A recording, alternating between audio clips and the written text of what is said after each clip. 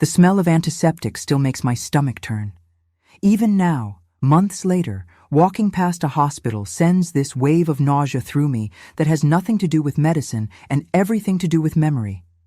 I'm lying there on that gurney, counting ceiling tiles because I can't bear to look at the empty chair beside me anymore, and the anesthesiologist is asking if I have someone to drive me home. I tell her yes, even though I'm not sure. Even though my husband texted 30 minutes ago saying he's busy. Again. The nurse pats my hand with this look I've seen before. The one that says she knows I'm lying, but she's going to let me keep my dignity. 3 months earlier, I never would have believed this is where we'd end up. Let me back up. My name doesn't matter as much as my story does, and I'm telling you this because I need you to understand how slowly it happens. How you don't wake up one day married to a stranger. You wake up 1,000 days in a row making tiny excuses until the stranger is you. We met in Phoenix, back when the city still felt small enough to run into the same people at the grocery store. He was charming, in that easy way some men have, the kind where they remember your coffee order and text you photos of sunsets. His family welcomed me with open arms. His mother, Margaret, baked me a peach cobbler the first time we had dinner at her house. His sister, Dana, looped her arm through mine at a backyard barbecue and whispered that she'd always wanted a sister. I thought I'd won some kind of lottery. That first dinner at Margaret's house was in late September, when Phoenix finally starts to cool down from the summer inferno. The sun was setting through her kitchen window, painting everything amber and gold, and I remember thinking this felt like home. Margaret had set the table with her good china, the kind with the delicate blue flowers around the rim. Dana brought wine, an expensive bottle she said she'd been saving for a special occasion. My future husband sat beside me, his hand resting on my knee under the table, and I felt so included, so welcomed, so perfectly slotted into this ready-made family. "Tell us everything about yourself, dear," Margaret said, passing me the cobbler with a smile that crinkled her eyes. "We want to know all about the woman who's stolen our boy's heart." I talked about my job at the advertising firm, my love for hiking, my family back in Maine. Dana asked questions that seemed genuinely interested. What was Maine like? Did I miss the seasons? What brought me to Arizona? Every answer I gave was met with nods and murmurs of approval. Margaret kept refilling my wine glass, insisting I try just a little more of this or that. By the end of the evening, my cheeks hurt from smiling, and my heart felt full in a way it hadn't since I'd moved across the country. "You're perfect for him," Dana whispered to me as we cleared the dishes. "Absolutely perfect. Mom and I were so worried he'd end up with someone who didn't understand how close we are as a family. But you get it. I can tell you get it." I did get it. Or I thought I did. Family was important to me too. I'd grown up in a house where Sunday dinners were sacred, where we showed up for each other no matter what. The difference was, my family also believed in boundaries, in the idea that when you got married, your spouse became your primary family. But I didn't know that difference existed yet. I just saw people who loved each other, who wanted to include me, and I walked straight into that warm embrace without seeing the arms that would eventually squeeze too tight. The first time he chose them over me, I told myself it was sweet. His mother had called crying about a leaky faucet, and he dropped everything to drive across town. Never mind that we had reservations at the restaurant where we'd had our first date, celebrating our anniversary. I sat at that table alone for 20 minutes before I texted him to forget it. He came home 3 hours later smelling like Margaret's perfume and Dana's cigarette smoke, talking about how the plumber couldn't come until Tuesday and family takes care of family. I nodded. I agreed. What kind of wife would I be if I begrudged him helping his mother?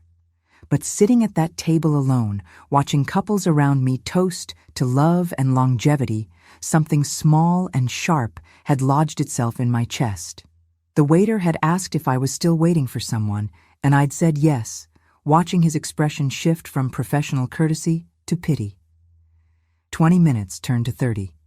I ordered a glass of wine just to have something to do with my hands. Other diners glanced my way with those quick, furtive looks people give when they're witnessing someone's humiliation. When I finally texted him to forget it, his response had been immediate. "Mom really needed me. You understand, right? We can do dinner tomorrow." But we didn't do dinner tomorrow. Tomorrow, Dana had a crisis at work and needed him to look over some legal documents. The day after that, Margaret's car wouldn't start. The anniversary dinner got rescheduled, then forgotten, buried under the avalanche of his family's needs that somehow always took precedence over ours. That pattern wove itself into the fabric of our marriage so gradually I didn't notice the threads tightening. Sunday dinners at Margaret's house became mandatory. Not requested, mandatory.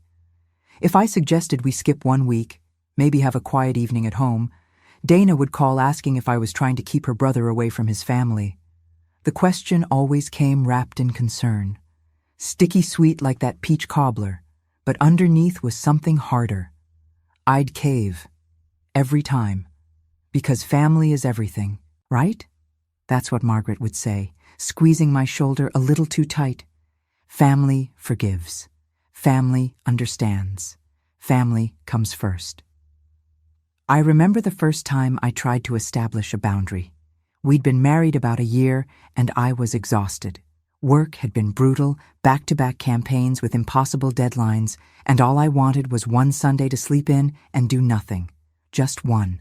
When Margaret called on Saturday night to confirm we'd be there for dinner, I took a deep breath and said, "Actually, we're going to skip this week. I need a day to rest."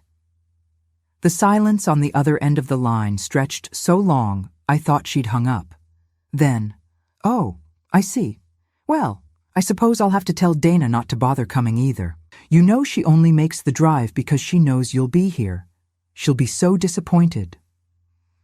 The guilt was immediate and overwhelming. Dana lived 45 minutes away and always complained about the drive. If she was making that effort because of me and I wasn't showing up. "Maybe we can come for just an hour or two," I heard myself say. "That would be wonderful, dear. Family is so important, and we have so little time together as it is. I'll tell Dana you'll be here." We stayed for 5 hours. Margaret kept finding reasons we couldn't leave yet. Dessert wasn't ready. Dana wanted to show us photos from her vacation. Someone needed help moving a bookshelf. By the time we got home, I was too tired to even be angry. I just felt defeated. Like I'd fought a battle I didn't even know I was in, and lost spectacularly. My husband kissed my forehead and said, "Thanks for being flexible. It meant a lot to Mom that we came." I gave them first place in my life without realizing I was disappearing from my own story. Our kids, Emma and Jake, grew up knowing that Grandma's house was where we spent holidays, birthdays, random Tuesdays when Margaret decided she needed company. I planned every celebration around their schedules. I rearranged work meetings. I turned down opportunities because they conflicted with family obligations. My own parents, living clear across the country in Maine, became voices on speakerphone during rushed car rides. I told myself this was what marriage looked like. Compromise, sacrifice, putting others first. Emma was born on a Tuesday in March after 18 hours of labor that left me feeling like I'd been hit by a truck. My husband was there for the birth, of course, but Margaret and Dana showed up at the hospital within an hour, and suddenly the intimate moment I'd imagined, our first hours as a new family, became a crowd scene. Margaret held Emma before I did, cooing about how she had the family nose, the family chin. Dana took so many photos I asked her to stop, and she laughed like I was joking. "First grandchild," Margaret said, settling into the chair next to my bed with Emma cradled in her arms. "This is a big moment for all of us." I wanted to say that it was my moment, mine and my husband's, that I'd just spent 18 hours bringing this life into the world and maybe I deserved to hold my own baby. But the words wouldn't come. I was too tired, too overwhelmed, too conditioned already to put their feelings before my own. So I smiled and said something about how wonderful it was that Emma would grow up surrounded by so much love.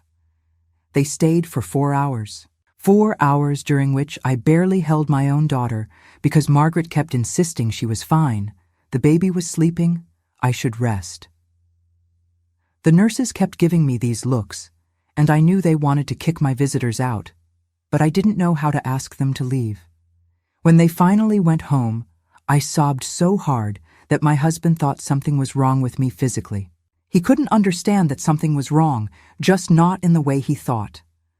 "They love you," he kept saying. "They love Emma. This is a good thing." But it didn't feel good. It felt like theft, like someone had stolen the moment I'd been waiting my whole life for, and I'd stood there and let it happen. The thing is, you can convince yourself of almost anything if you repeat it enough times. I convinced myself that his mother's comments about my cooking were helpful, that Dana's suggestions about my parenting were sisterly concern, that my husband's tendency to side with them in every disagreement was just him being a good son. The narrative I built was so solid I could have published it as a fairy tale. The dutiful daughter-in-law who loved her husband's family as her own. Never mind that my jaw ached from clenching it during those Sunday dinners. Never mind that I started hiding in the bathroom at their house just to breathe without someone watching. The comments about my cooking started subtly. "This is delicious, dear, but have you thought about adding more salt? I love what you've done with the chicken, though my recipe calls for lemon instead of lime. It's wonderful that you're trying new things, even if they don't always work out." Each comment was delivered with a smile, with an arm around my shoulders, with that tone that said I was being helpful, not critical. I started bringing less food to gatherings. Then I started asking Margaret what I should make, following her recipes exactly, seeking her approval like a child trying to please a difficult teacher. And when I did get it right, when she said, "Now this is perfect, just like I make it," the relief I felt was so disproportionate to the accomplishment that I should have seen what was happening. I was being trained, conditioned to seek their approval, to mold myself to their expectations. The parenting advice was worse because it cut deeper. Dana didn't have kids of her own, but that didn't stop her from having opinions about everything I did with mine. Emma was too thin. Jake was too wild. I was too strict about bedtime, too lenient about television, too something or not enough something else. Every choice I made was examined and found wanting. "You're breastfeeding her in public," Dana had asked when Emma was 3 months old, her voice sharp with disapproval. We were at a park, and I'd tried to be discreet, but Emma was hungry and screaming. "That's just... there are bathrooms for that." "I'm not feeding my daughter in a bathroom," I said, the words coming out harder than I intended. Dana's eyes widened. "Well, I'm just saying. Some people might be uncomfortable. Then they can look away." The conversation died there, but I felt the shift. I'd pushed back, and that wasn't how this dynamic was supposed to work. The rest of the afternoon was strained, Dana's smiles not quite reaching her eyes, Margaret asking if I was feeling all right in that tone that suggested I was the one being unreasonable. That night, my husband said, "You were kind of harsh with Dana today. She told me to feed our daughter in a bathroom.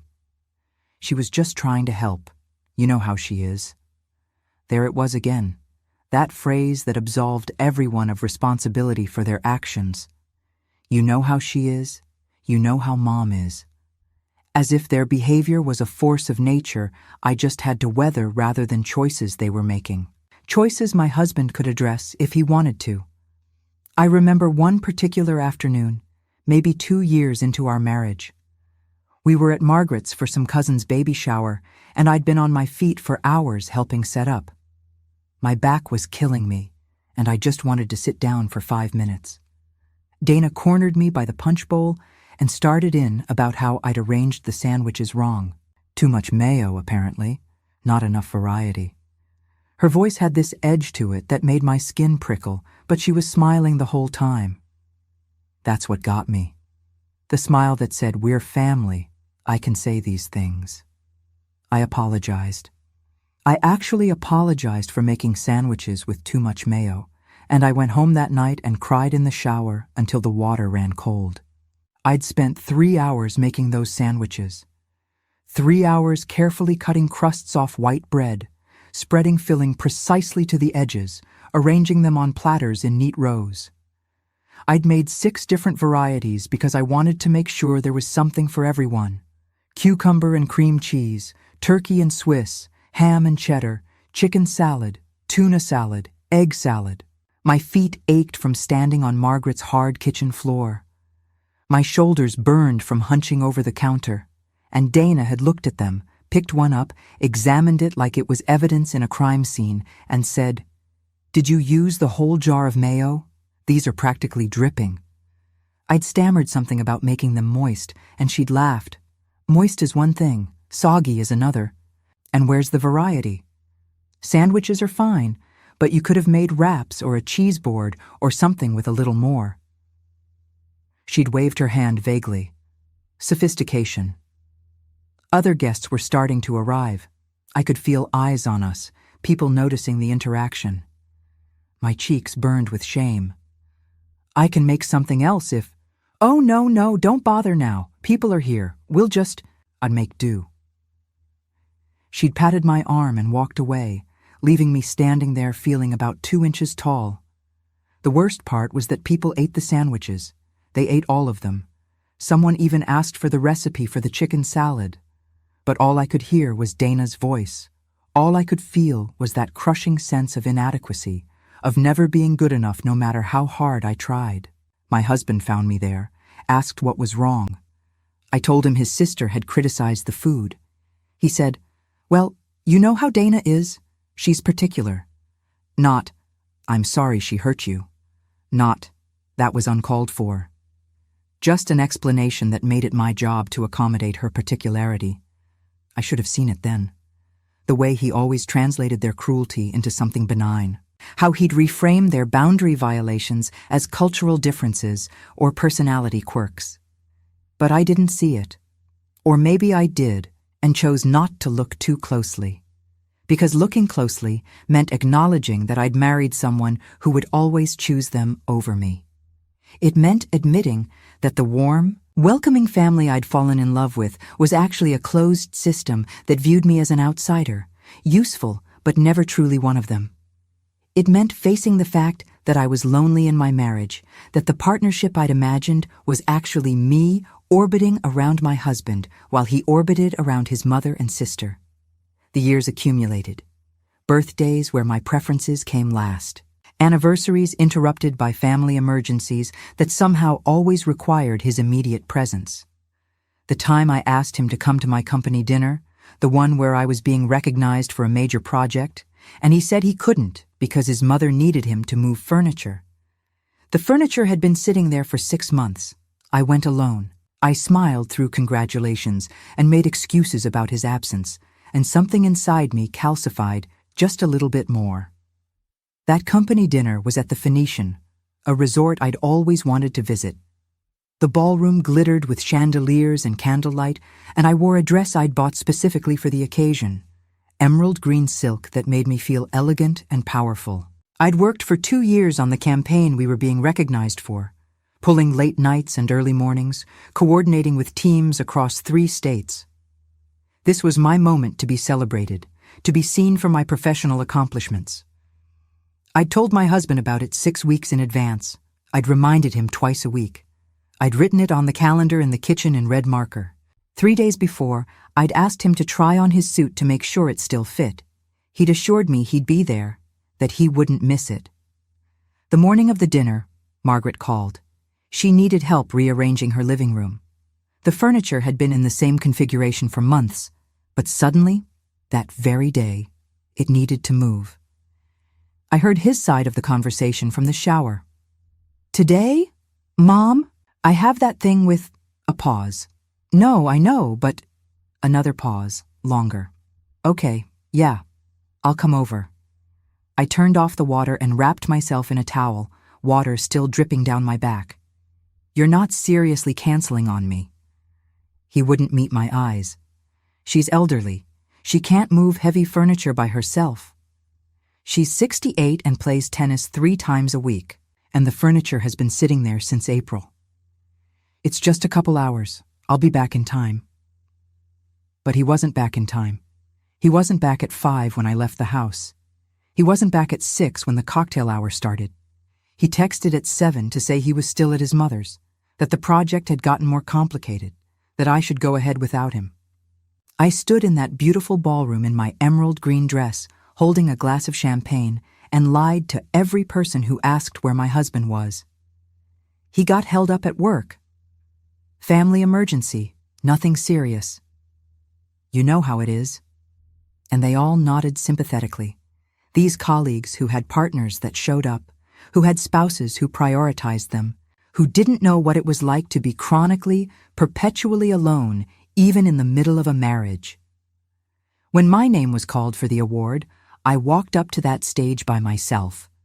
The president of the company shook my hand, handed me a crystal plaque, and asked me to say a few words. I looked out at the crowd of smiling faces, at the empty seat at my table where my husband should have been, and something cracked open inside me.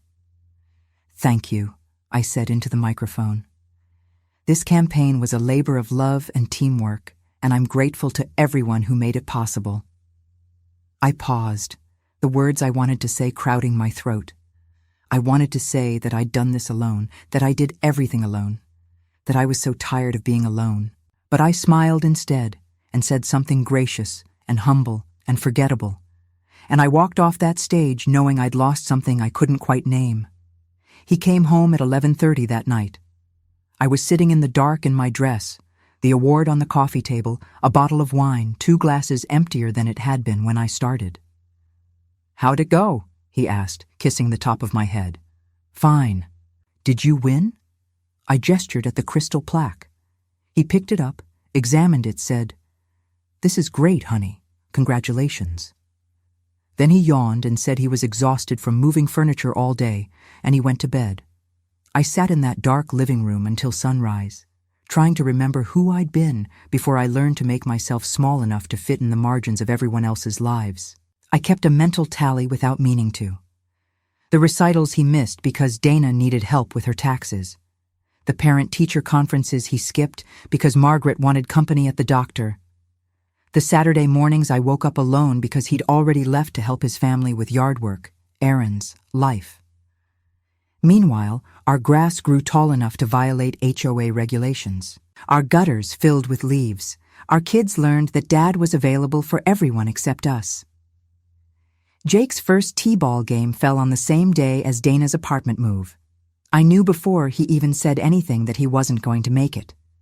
The conflict had been on the calendar for 3 weeks, and I watched him stare at it, watched the wheels turning in his head as he tried to figure out how to be in 2 places at once. "Dana needs me," he finally said.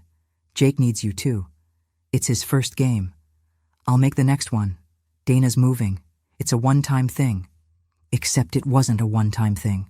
Dana moved 3 times in 4 years, always on weekends, always with some urgent reason why it had to be that specific day, and he was always there with a truck and muscle and hours of his time. But Jake's games happened every Saturday, and my husband made it to maybe 1 in 3, always arriving late, always leaving early, always distracted by his phone and whatever his mother or sister needed.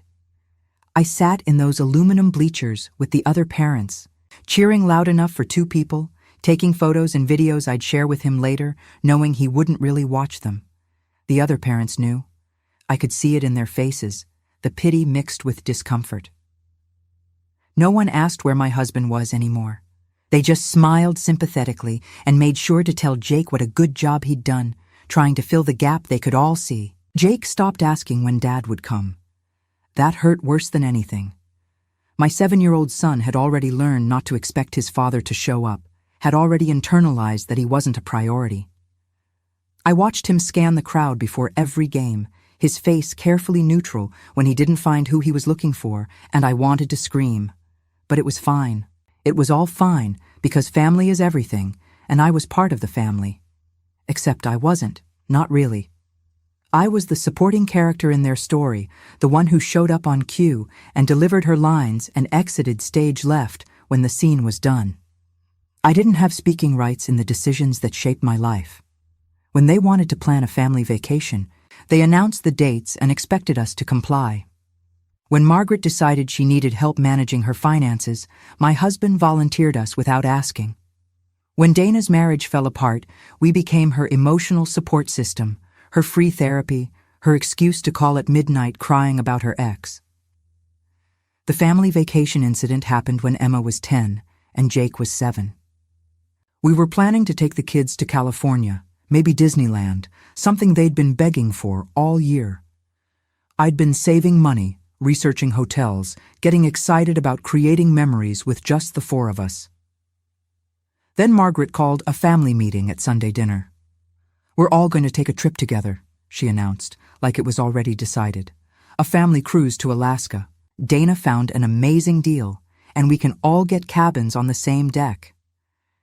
I looked at my husband, waiting for him to mention our California plans, but he just said, "That sounds great, Mom. When?" The last 2 weeks of July. The exact same time we'd planned for California. I'd already put deposits down on the hotel. Emma and Jake knew about it. They'd been counting down the days.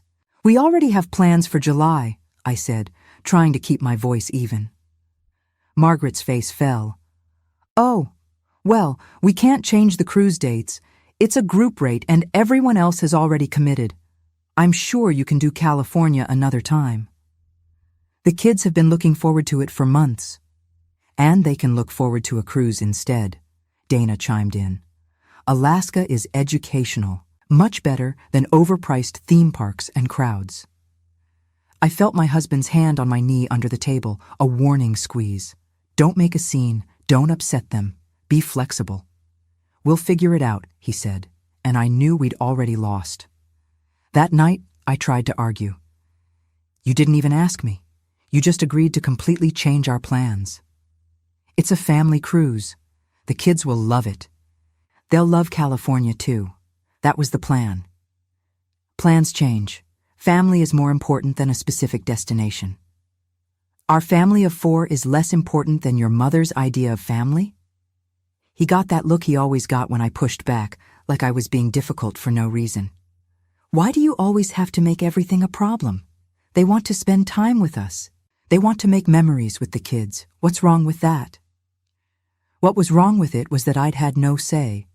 What was wrong with it was that our plans, our money, our time with our children always came second. What was wrong with it was that I was drowning in family and forgetting what it felt like to just be a mother to my own kids. We went on the cruise. I canceled the California trip and lost the deposits. Emma cried for an hour when we told her. Jake just shrugged, already learning not to get his hopes up. The cruise itself was a week of Margaret organizing every activity, Dana criticizing everything from my sunscreen application to how I was letting the kids have too much sugar, and my husband disappearing with his mother for hours to help her with various needs while I wrangled 2 disappointed children through endless ship activities they hadn't chosen. There's a photo from that trip, all of us on the deck at sunset. Margaret insisted someone take it. We're all smiling. Margaret has her arms around her son. Dana is laughing at something. The kids are in front, holding ice cream cones someone bought them to stop their complaining. And I'm on the edge of the frame, half cut off, my smile not reaching my eyes, a ghost in my own family photo. That picture sat on Margaret's mantle for years. Every time I saw it, I thought about how perfectly it captured my role in this family. Peripheral, optional, easily cropped out. Dana's divorce happened during the year Emma turned 12. Suddenly, our house became Dana's sanctuary. She'd show up unannounced at 8, 9, 10 at night, eyes red from crying, and my husband would settle her on the couch with tea and sympathy while I herded the kids upstairs. Their homework suffered, their bedtime routine disintegrated, but Dana was hurting, and family takes care of family. She'd sit on my couch for hours, sometimes until 2 or 3 in the morning, dissecting every moment of her marriage, every failure, every betrayal. My husband would listen with infinite patience, offering comfort and advice, being the brother she needed. I'd try to go to bed, but the sound of her voice would carry up the stairs, and I'd lie there in the dark, alone, listening to my husband give someone else the emotional support I desperately needed and never asked for. One night, maybe 3 months into this pattern, I came downstairs at midnight. I had work in the morning, a presentation I needed to be sharp for, and I couldn't sleep with the noise. They were sitting close on the couch, Dana's head on his shoulder, and when I appeared, they both looked up at me with identical expressions of annoyance. "We're kind of in the middle of something," Dana said. I looked at my husband, waiting for him to acknowledge how insane this was, how inappropriate it was for his sister to be irritated that his wife had come downstairs in her own home at midnight, but he just said, "Can you give us a few more minutes? It's after midnight. I know. This is important. So is my sleep. I have a presentation tomorrow." Dana stood up, gathering her purse. "I should go. I can tell when I'm not wanted." "Dana, no."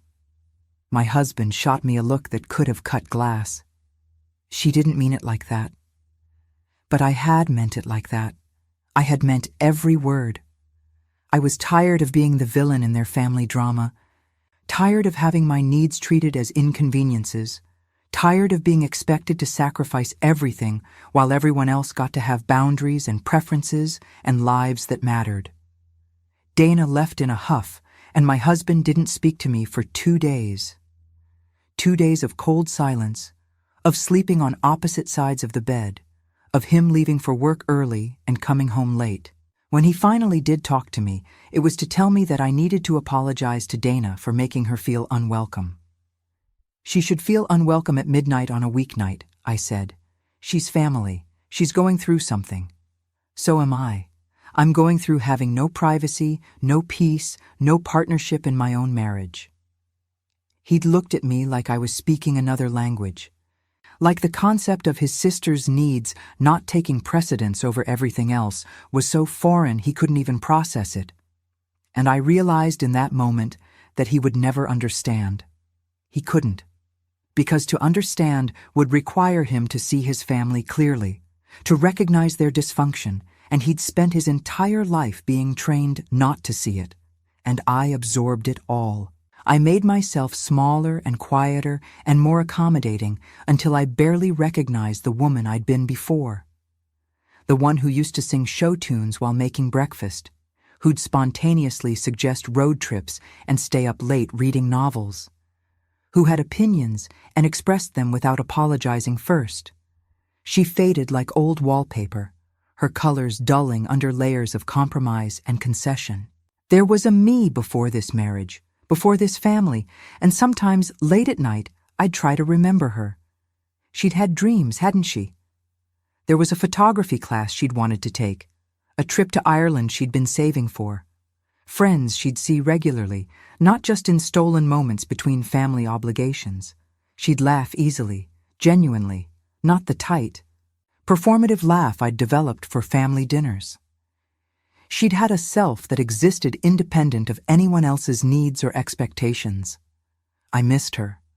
I missed myself so badly it was like grief, mourning someone who died by degrees so gradual I hadn't noticed until she was gone.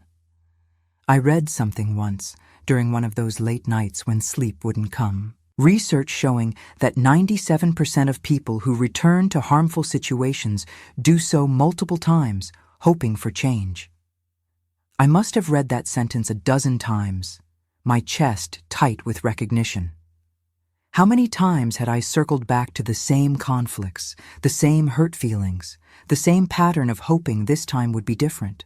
How many times had I swallowed my anger and tried again because surely, if I just explained better or loved harder or sacrificed more, they'd see me as more than an accessory to their family unit. The phone incident happened on a Thursday. Not a significant Thursday, just a regular one where he'd promised to be home by 6 for Emma's piano recital. 6 became 7, became 8, and Emma sat at the piano crying because her dad wasn't there. Again. He walked in at 8:30, smelling like his mother's house. All apologies and explanations about a broken water heater that couldn't wait. Emma had already gone to bed. I was sitting on the couch in the dark, and I didn't turn on the light when he came in. Emma had been preparing for this recital for months. She was going to play Debussy, Clair de Lune, a piece that was ambitious for a 14-year-old, but she'd worked so hard. She'd practiced every day after school, her fingers moving over the keys with increasing confidence and grace.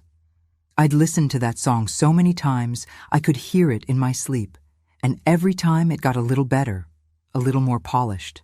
She'd asked me 3 times if Dad would be there. 3 times I'd assured her he would, that he'd promised that he wouldn't miss it. And 3 times I'd been lying, or maybe just deluding myself because some part of me knew. Some part of me always knew he'd find a reason not to show up. The recital was in a small concert hall downtown, the kind with velvet seats and good acoustics. I'd gotten there early to save 2 seats together, right in the middle where we'd have a perfect view. Emma had peeked out from backstage and waved at me, her smile bright with nervous excitement. I waved back, my phone in my lap, checking for messages. 6:15 p.m. Running a little late, be there soon. 6:45 p.m. Hit traffic, 10 minutes out. 7:10 p.m. Mom's water heater broke. This is an emergency. 7:15 p.m. Me. Emma's recital is an emergency too. She needs you here. 7:16 p.m. I know. I'm sorry. I'll be there as soon as I can. But he wasn't there when Emma's name was called. He wasn't there when she walked onto that stage in her new blue dress, the one we'd picked out together specifically for tonight. He wasn't there when she sat at the piano bench, arranged her sheet music, and looked out into the audience with her eyes searching for him. I saw the moment she realized. Her shoulders dropped just slightly, her smile faltered, and then she lifted her chin and put her hands on the keys. She played beautifully, perfectly, every note clear and sure, the melody flowing like water, like moonlight, like everything Debussy intended.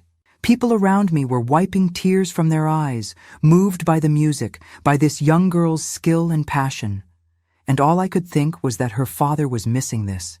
He was missing this perfect, irreplaceable moment because his mother's water heater couldn't wait until morning, couldn't be handled by a plumber, required his immediate presence despite the fact that he's not a plumber and had no special skills that would fix the problem any faster than a professional. When Emma finished, the applause was thunderous. She stood and bowed, and I clapped until my hands hurt, trying to make enough noise for 2 people. She looked right at me and I saw it all in her face, the pride, the disappointment, the resignation. She'd learned the same lesson Jake had learned. Don't expect Dad, don't count on him. He'll always have somewhere else to be. I met her backstage after, pulled her into a hug that she returned limply.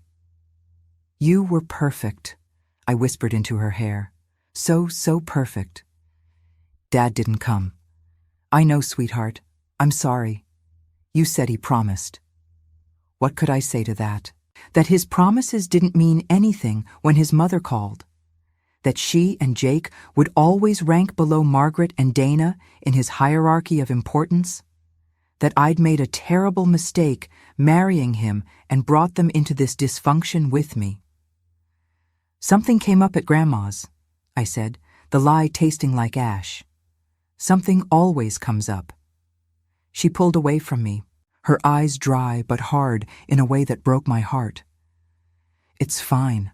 I'm used to it.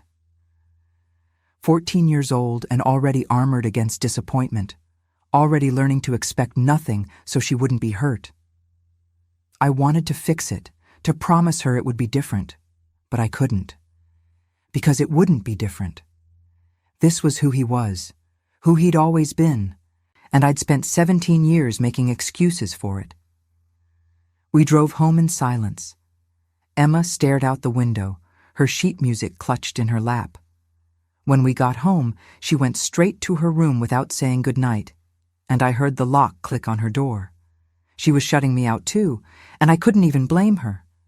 I'd been complicit in this. I'd made excuses. I'd smoothed things over. I'd taught her to accept the unacceptable by accepting it myself. He went to shower, left his phone on the counter. It wasn't snooping, not exactly.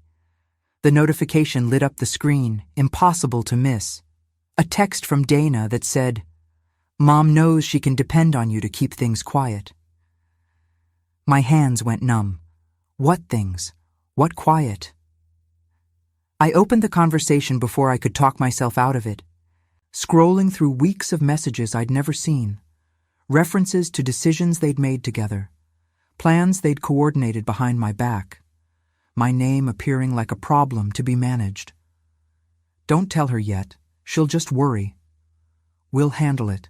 No need to involve her. You know how she gets." The messages went back months, conversations about money, about family decisions, about things that directly affected my life, but that I'd never been consulted about. Margaret was considering selling her house and moving closer to us. Dana was asking for a loan to start a business. They'd planned a family reunion for next summer and already chosen the dates, the location, the accommodations, assuming we'd just fall in line. But what made my blood run cold was the tone, the casual dismissal of me as a person whose input mattered, the way they talked about managing my reactions, about controlling information, about working around me rather than with me.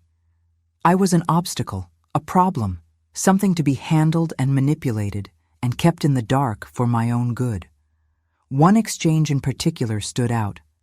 "Dana, have you told her about Mom's finances yet?" Him, "Not yet. She'll just stress about it." "Dana, you need to tell her eventually." Him, "I know. I'm waiting for the right time. You know how she gets about money." "How I get about money? I'm the one who balanced our budget, who paid our bills on time, who made sure we had savings and investments and a plan for the future. How I get about money is responsible and informed and careful. But apparently, that made me too stressful to include in decisions about lending Dana $20,000 from our joint savings account. $20,000. I scrolled further back, my hands shaking, and found the discussion. Dana needed startup capital. Margaret was pressuring him to help. He'd agreed without talking to me, had been moving money around in small increments so I wouldn't notice, planning to tell me after the fact when it was too late to object. I thought about all the times I'd suggested we save more, invest more, plan for the kids' college funds. All the times he'd agreed, had nodded and said yes, we should do that, while secretly funneling our money to his sister. The betrayal was so massive I couldn't process it all at once. It came in waves, each one hitting harder than the last. The water shut off in the bathroom. I put the phone down exactly where I'd found it. My heart was hammering so hard I thought he'd hear it when he walked out. But he just kissed my forehead, asked why I was sitting in the dark, and went to bed.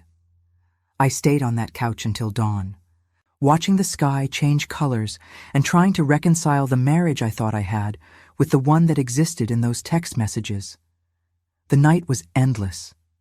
I watched the moon arc across the sky through our living room window, tracking its slow progress while my mind raced. Every memory was suspect now, every conversation, every decision, every moment where he'd assured me we were partners and equals. How much of our marriage had been theater? How much of what I thought we'd built together was actually just me, alone, building sandcastles while the tide came in? I tried to remember the last time he'd asked my opinion about something important.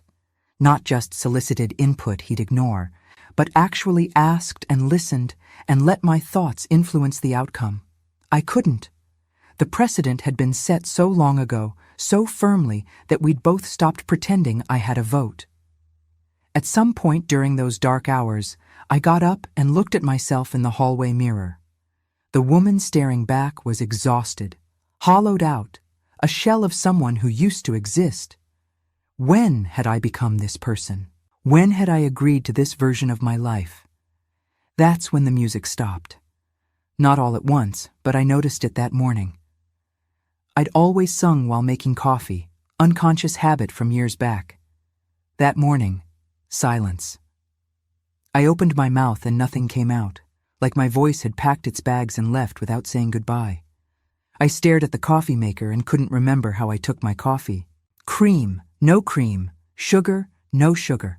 Such a simple thing, and I'd lost track of my own preferences in the erosion of self that had happened so slowly, I'd missed it entirely. I looked in the mirror and barely recognized her. This woman with tired eyes and a tight smile. When had the lines around my mouth become permanent? When had I started holding my shoulders up around my ears like I was bracing for impact? The stranger looking back at me had given decades to people who saw her as a convenience, and the realization hit like cold water. I was 53 years old, and I couldn't remember the last time someone in this family had asked what I wanted, not what I thought they should do, not my opinion on their problems. Just what I, as an individual human being with my own desires and dreams, actually wanted. The surgery was scheduled for 3 weeks later. A routine procedure, they said. Nothing to worry about, but they needed someone to drive me home after. I told my husband the date, and he put it in his calendar. I reminded him a week before, 3 days before, the night before. Each time he nodded, assured me he'd be there, told me not to worry. The morning of, I was too nervous to eat. I showered and put on the clothes they'd told me to wear, loose and comfortable, nothing with metal or tight waistbands. My husband was still in bed. I stood in the doorway of our bedroom and watched him sleep, this man I'd spent nearly 2 decades with, and felt nothing but exhaustion. "I'm leaving for the hospital," I said. He grunted, rolled over, pulled the pillow over his head. "Did you hear me?" "Yeah. Hospital. I'll meet you there." "The appointment is at 9. I know. I'll be there." I drove myself to the hospital, checked myself in, changed into the gown they provided. The nurse who took my vitals asked if someone was coming to wait with me, and I said yes, even though I knew better by now.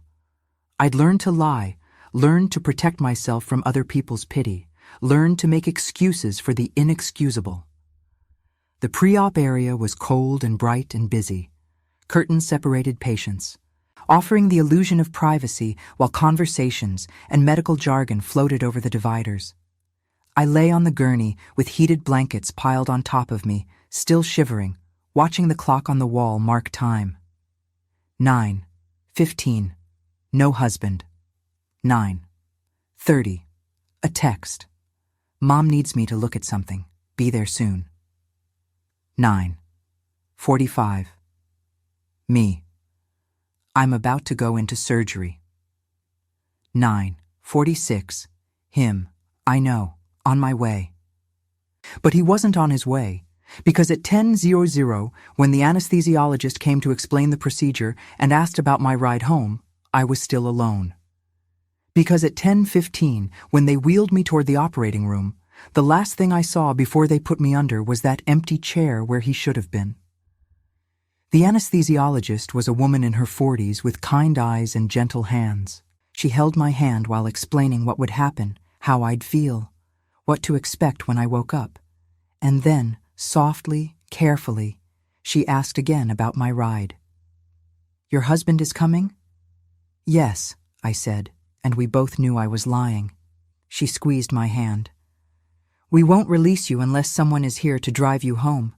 It's policy. Do you have someone else you can call?" Did I?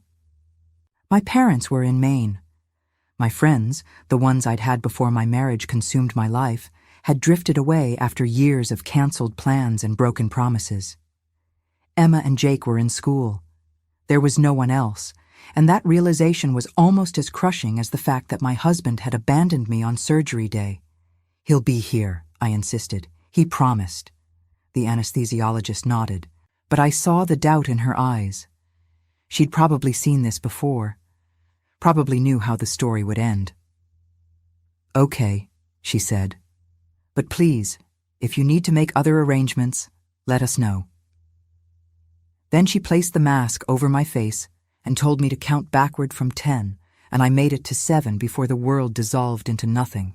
I woke up in recovery with a throat that felt like sandpaper and a body that didn't quite belong to me.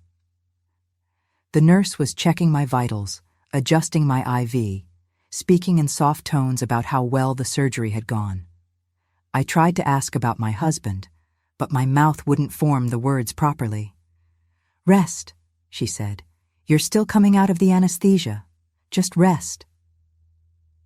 Time moved strangely. I'd close my eyes for what felt like seconds and open them to find 15 minutes had passed. The recovery area was quieter than pre-op, separated by curtains like before, but with a different quality of silence. This was the silence of healing, of bodies knitting themselves back together, of people drifting in and out of consciousness. Eventually, I was coherent enough to ask, "Is my husband here?" The nurse's face told me everything before her words did. "Let me check the waiting room for you." She left and came back 5 minutes later. "There's no one in the waiting room under your name. Do you have his phone number? We can try calling." She tried. I listened to it ring and eventually go to voicemail. She left a message, professional and polite, asking him to call back regarding my discharge. Then she tried again. Same result. "Do you have someone else we can call?" she asked, and the pity in her voice made me want to scream. "No. Family? Friends? No." She patted my hand, the same gesture from earlier, and I wanted to pull away. I didn't want her kindness. I didn't want her sympathy. I wanted my husband to be in that waiting room where he belonged, where he'd promised he'd be, where any decent partner would be when their spouse had surgery. They kept me in recovery longer than necessary, I think, waiting to see if he'd show up, trying to figure out what to do with a patient who had no one to release her to. Eventually, my doctor came by, a brisk woman in her 60s who'd done my surgery. "The procedure went well," she said. "No complications. You should be fully recovered in about 2 weeks." She glanced at my chart, then at me. "But we can't discharge you without someone to drive you home and stay with you for the first 24 hours. Is there anyone we can call?" I thought about Dana, who'd probably hang up on me. Margaret, who'd make this somehow about her. Emma and Jake, who were children and shouldn't have to parent their parent. My co-workers, who I'd kept at arm's length for years. The neighbors, who I barely knew. "I can call a friend," I lied, because it was easier than admitting the truth. She nodded, satisfied, and left. I lay there in that recovery bed with my phone in my hand, staring at my contact list, trying to figure out who in my small, shrunk-down world I could call. Finally, I called my friend Jen. We'd worked together years ago, before I'd slowly withdrawn from that friendship, like I'd withdrawn from everything that wasn't my husband's family. We'd stayed in touch sporadically, Christmas cards and occasional texts, the kind of friendship that used to be close, but had faded to acquaintance. She answered on the 3rd ring. "Hello?" "Hi, Jen, it's me. I know this is completely out of the blue, and I have no right to ask, but I'm in the hospital, and I need someone to drive me home." There was a pause, and I prepared myself for a refusal. But then she said, "Which hospital?" "I'll be there in 20 minutes. I cried then, silently, tears sliding down my face while I gave her the details. She didn't ask where my husband was. She didn't ask why I was calling her instead of family. She just said she'd be there. And she was. Jen arrived wearing yoga pants and a sweatshirt, her hair in a messy bun, like she'd dropped everything to come get me. She signed the discharge papers, listened to the nurse's instructions, helped me into a wheelchair, and pushed me out to her car without a single question about why I was alone. It wasn't until we were driving, the hospital fading in the rearview mirror, that she said, "Do you want to talk about it?" "Not really." "Okay." And that was it. No judgment, no prying, just acceptance. She drove me home, helped me inside, got me settled on the couch with water and pain medication and the discharge instructions. She checked my fridge, went to the grocery store, came back with soup and crackers and fruit. She stayed until Emma got home from school, explaining to my confused daughter that I'd had surgery and needed rest. Emma's face, when she realized her dad wasn't there, hadn't been there, probably wouldn't be there.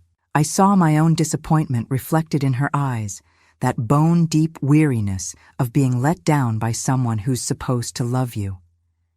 Jen left around 5, after making me promise to call if I needed anything.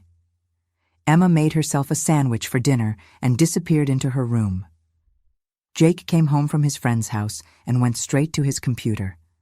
And I lay on the couch, alone, in pain. And finally, let myself feel the full weight of what my marriage had become. He came home at 9. I'd texted him 3 times, called twice, left a voicemail, and he came home at 9, still smelling like his mother's house, with explanations and apologies that sounded like every other explanation and apology I'd heard for 17 years. The water heater thing turned into this whole plumbing disaster, and Mom was so stressed, and I lost track of time. I had surgery today. He stopped, blinked. I know. How'd it go? How'd it go? Like I'd asked about the weather, like I'd mentioned a dentist appointment, something trivial and routine, not major surgery, not a day where I'd needed him more than I'd needed anyone in years. You weren't there. I'm sorry. I should have been. Mom really needed me. I needed you. I know, and I'm sorry, but you're okay, right? The surgery went fine? I looked at this man, this stranger wearing my husband's face, and I saw clearly for the first time in our entire marriage. He wasn't going to change. This pattern wasn't a phase or a rough patch or something we could work through with better communication. This was who he was. This was who he'd always been. And I'd spent 17 years hoping, trying, sacrificing, diminishing myself, all for a man who would always choose someone else. I want a divorce, I said.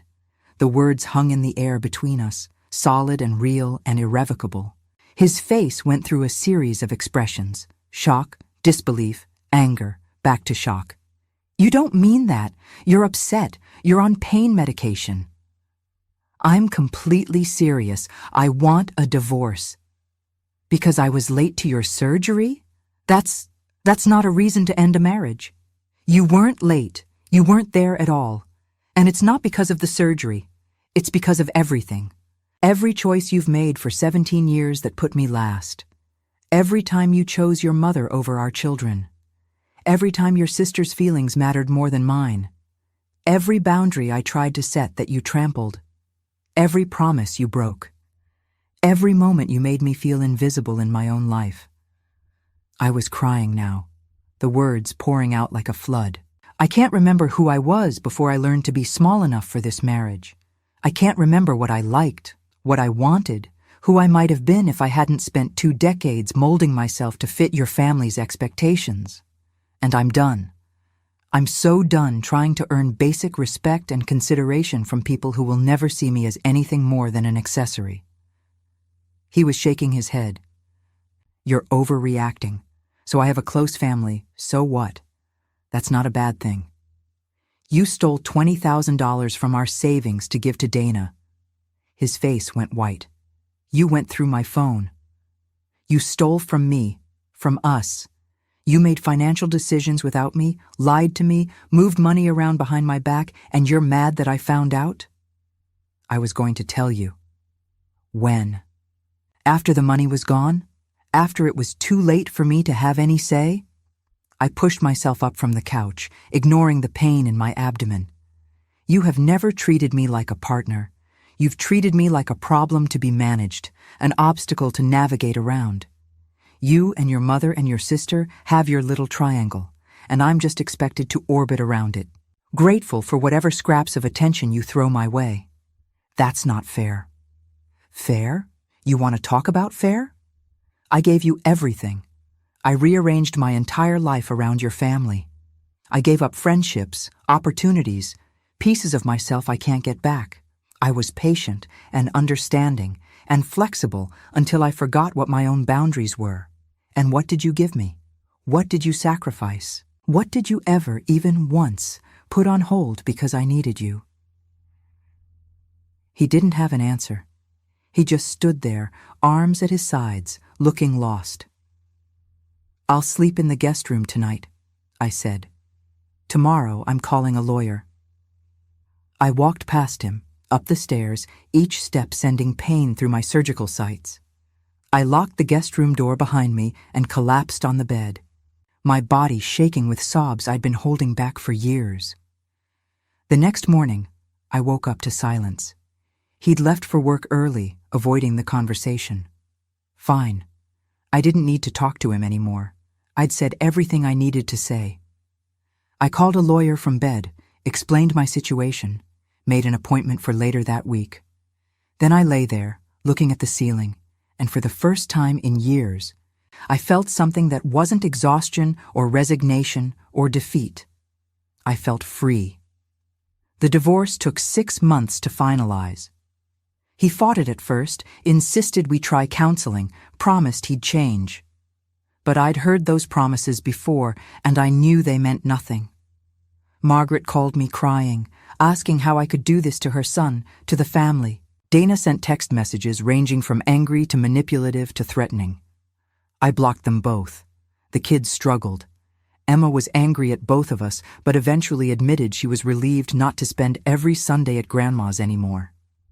Jake withdrew into himself for a while, but started opening up more once he realized I was actually listening, actually present in a way I hadn't been when I was drowning in everyone else's needs.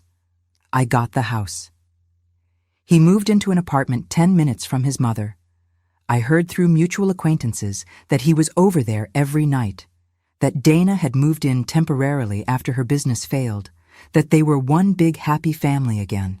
Good for them. They could have each other. I started singing again. It happened one morning about a month after the divorce was final. I was making coffee, and suddenly I was humming. And then the humming turned into singing, and I was belting out show tunes in my kitchen like I used to do before I learned to be quiet. Emma came downstairs and stopped in the doorway, staring at me like I'd grown a second head. "Are you okay?" she asked. "I'm better than okay," I said, and I meant it. The first photography class was on a Wednesday evening at a community center downtown. I walked in nervous, feeling like an imposter among all these people who probably knew what aperture and ISO meant. The instructor was a woman named Carol, probably in her 70s, with silver hair and laugh lines that suggested she smiled more than she frowned. She welcomed me like I belonged there, handed me a basic digital camera from the equipment room, and told me the only rule was to take photos of things that made me feel something. For the first assignment, we were supposed to photograph home. Everyone else brought pictures of houses, families, pets, cozy living rooms. I brought a photo of an empty road stretching toward the horizon. Carol looked at it for a long time, then looked at me and said, "You're just starting your journey, aren't you?" I burst into tears right there in front of strangers, and instead of being embarrassed, I felt relief. Someone saw me. Someone understood. The other students gathered around, offering tissues and understanding, and I realized I'd been so isolated for so long that I'd forgotten what community felt like. After class, 3 women invited me for coffee. We went to a little cafe that stayed open late, and I told them everything. About the marriage, the family, the surgery, the divorce. They listened without judgment, without advice I didn't ask for, without making me feel weak or foolish. One of them, Maria, had been divorced for 5 years. Another, Lynn, had just left a 30-year marriage. The third, Sarah, was widowed and learning to build a life alone. We were all rebuilding, all learning who we were outside of the roles we'd played. "It gets better," Maria said. "Not easier necessarily, but better. You start to remember who you are." "What if I don't like who I am?" I asked. "Then you get to decide who you want to become," Lynn said. "That's the gift of starting over. You're not stuck with who you used to be." We met every Wednesday after class, and then we started meeting other times too. Coffee on Saturday mornings, movies on Friday nights. A hike one Sunday that left us all sore but laughing. These women became my chosen family, the kind who showed up when you needed them, who respected your boundaries, who celebrated your victories and sat with you in your defeats. I joined a photography class, the one I'd wanted to take for years. I started planning that trip to Ireland, actually booking flights and hotels instead of just dreaming about it. I called my parents more, visited them for a whole week without having to coordinate with anyone else's schedule. My mother cried when she saw me, said I looked lighter, younger, more like myself. My father hugged me tight and told me he was proud of me for choosing myself. We wanted to say something for years, my mother admitted one night over tea. But we didn't know how. You seemed so committed to making it work, and we didn't want to interfere. I wish you had, I said. I wish someone had held up a mirror and shown me what I'd become. Would you have listened? My father asked gently. He was right. I probably wouldn't have. I had to hit rock bottom, had to be abandoned during surgery, had to lose myself completely before I could find my way back. I made new friends, reconnected with old ones, rebuilt the life I'd dismantled piece by piece. Jen and I started having regular lunch dates, and she introduced me to her book club, a group of women who read everything from literary fiction to trashy romance and argued passionately about character motivations and plot holes. I hadn't read a book for pleasure in years. The stack on my nightstand grew taller every week. I started volunteering at a women's shelter, helping newly separated women navigate the legal and emotional maze of leaving difficult relationships. I saw myself in their faces, that same exhaustion and fear and fragile hope. I told them what I wished someone had told me, that they deserved better, that being alone was better than being lonely in a relationship, that they were stronger than they knew. One woman, barely 30 with 2 small children, asked me if it was worth it, if leaving was worth the pain and uncertainty and fear. Look at me, I said. Really look at me. Do I look like I'm suffering? She studied my face for a long moment, then shook her head. I'm not going to tell you it's easy, I continued. Some days are hard. Some days you'll doubt everything. But you know what I don't do anymore? I don't hold my breath waiting for someone to disappoint me. I don't make myself small. I don't apologize for existing. And that, all by itself, is worth everything. She left her husband 3 weeks later. Last I heard, she was back in school and her kids were thriving. She sent me a card that said, "Thank you for showing me what freedom looks like." It wasn't easy. There were nights I cried, mornings I woke up and reached for someone who wasn't there, moments when I doubted everything. But I never doubted the decision itself. Because even on the hardest days, even when I was lonely and scared and not sure what I was doing, I was still more myself than I'd been in 17 years of marriage. I learned that I take my coffee black, no sugar, that I love thunderstorms and hiking alone and midnight movies, that I have opinions that matter, boundaries that deserve respect, a self that exists independent of anyone else's needs. I learned that I'm stronger than I thought, that I can survive being alone, that sometimes the bravest thing you can do is walk away from people who will never value you the way you deserve. The Ireland trip happened 8 months after the divorce was finalized. I flew into Dublin on a gray October morning, rented a car, despite being terrified of driving on the left side of the road, and set off with no real plan except to see where the road took me. I stayed in small bed and breakfasts, talked to strangers in pubs, photographed ancient stone circles and dramatic coastlines, and sheep dotting impossibly green hills. One afternoon, I was sitting on the cliffs of Moher, wind whipping my hair, watching the Atlantic crash against rocks hundreds of feet below. A woman about my age sat down nearby, and we started talking the way travelers do. She was from Germany, traveling alone after her husband had died 2 years earlier. "At first I thought I couldn't do anything without him," she said. "We'd been together since we were 20. I didn't know who I was as just myself." "Did you figure it out?" I asked. She smiled, gesturing at the wild landscape around us. I'm still figuring it out, but I'm learning that I'm bigger than I thought, more capable, more interesting. He was a good man, and I loved him, but I was living a very small version of myself. Now I'm expanding into who I was always meant to be. We sat there for an hour, two women who'd lost the lives they thought they'd live, finding themselves on a cliff edge in Ireland.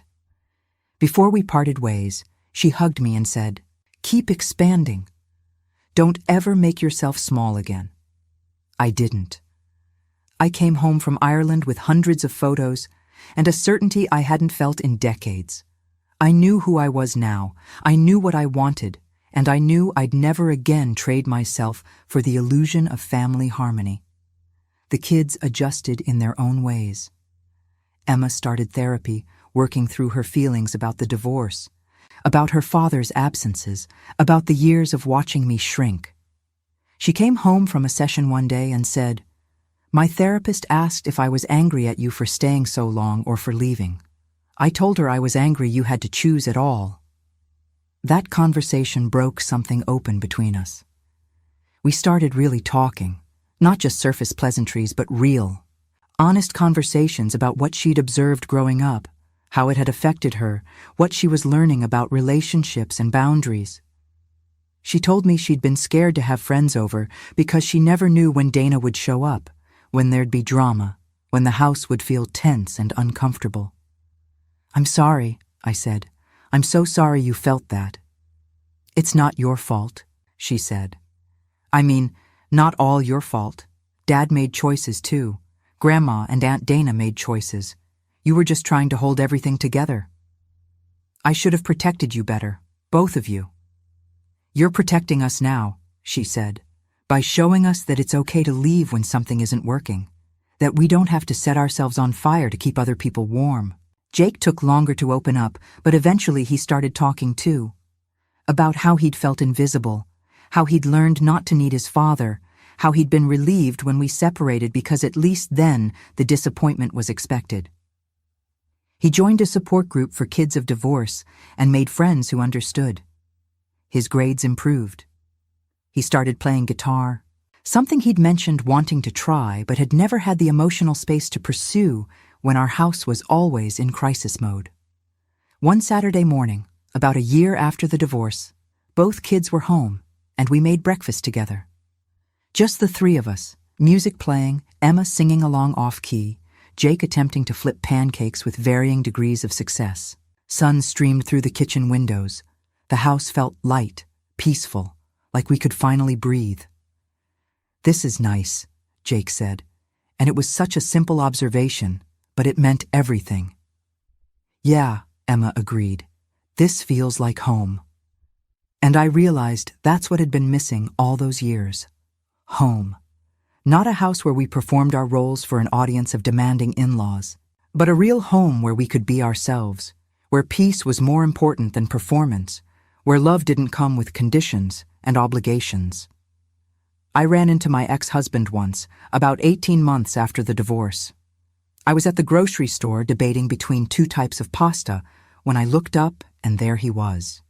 He looked tired, older. There was a moment of awkward recognition, and then he said, "How are you?" "I'm good," I said, and I meant it. Really good. "The kids seem happy." "They are. We all are." He shifted his weight, looking uncomfortable. "Mom asks about you sometimes. She doesn't understand why you won't talk to her." Of course she didn't. People like Margaret never understood why their victims finally set boundaries. "I hope she's well," I said, which was more generous than I felt. "Dana's business failed. She's back living with Mom." "I'm sorry to hear that." And I was sorry, in the abstract way you're sorry when bad things happen to people you used to know. But I didn't feel responsible for fixing it, didn't feel guilty for not offering to help, didn't feel anything except relief that it wasn't my problem anymore. "I think I made a mistake," he said quietly. "Letting you go." I looked at this man I'd spent nearly 2 decades with, this man who'd chosen everyone else over me again and again, this man who'd left me alone on surgery day, and I felt nothing. Not anger, not love, not even regret. Just nothing. You didn't let me go, I said. I left. There's a difference. He nodded slowly, understanding, or at least pretending to. Are you seeing anyone? That's not really your business anymore. But no, I'm not. I'm dating myself, learning to be enough on my own. I hope you find someone who makes you happy. I already did, I said. Me. I make me happy. I paid for my groceries and walked out of that store feeling lighter than air. The final conversation, the closing of a chapter, the proof that I'd moved on in ways he couldn't even comprehend. He was still enmeshed with his mother and sister, still living the same pattern, probably wondering why he felt so empty. And I was free. The smell of antiseptic still makes my stomach turn. But it doesn't make me feel defeated anymore. It reminds me of the day I finally chose myself. The day I stopped waiting for someone else to save me and realized I could save myself. The day I looked at that empty chair beside my gurney and understood that I'd been alone in my marriage for years. I was just finally ready to admit it. Some people will tell you that family is everything, that you should sacrifice anything to keep a marriage together, that giving up is failure. But I learned something different. I learned that the only person you owe everything to is yourself. That sacrifice without reciprocity is just martyrdom. That sometimes the most loving thing you can do is recognize when love isn't enough. I'm 54 now,